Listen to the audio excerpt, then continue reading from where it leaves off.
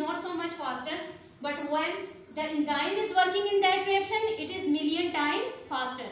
What is it? It is actually a biocatalyst. It is actually a biocatalyst that helps to speed up the chemical reaction. That helps to speed up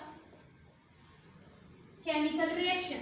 So it is also known as biocatalyst. The third point, it is specific for every reaction. Not all reactions are done by one enzyme. Every enzyme is specific to every chemical reaction.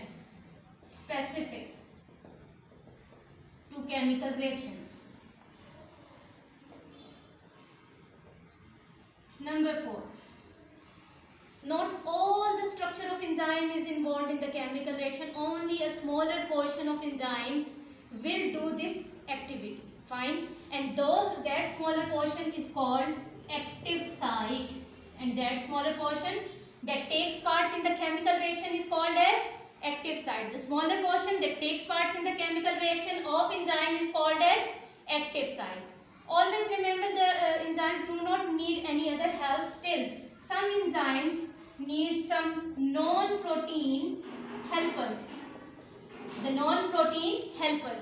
And these non-protein helpers are called as cofactors. What are they called as? Cofactors.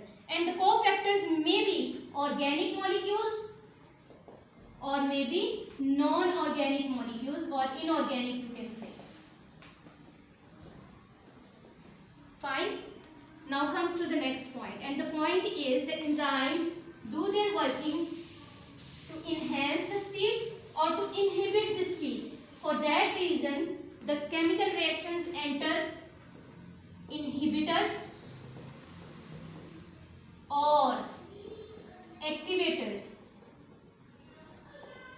If an inhibitor is added to a chemical reaction, the enzyme functioning is inhibited. If activator is added, that activates further more chemical reaction. Then comes the term is prosthetic group, and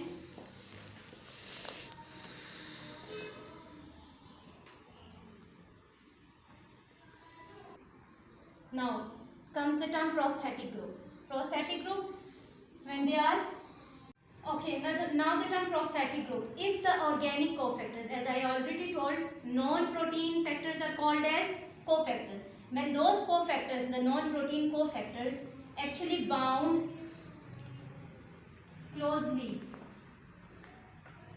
to the enzyme, it is called as prosthetic group. If they are bound loosely, they are called as coenzymes. Prosthetic group, coenzymes. Now the question comes in the board, differentiate between prosthetic group and coenzyme. You have to write the difference between those two. Fine.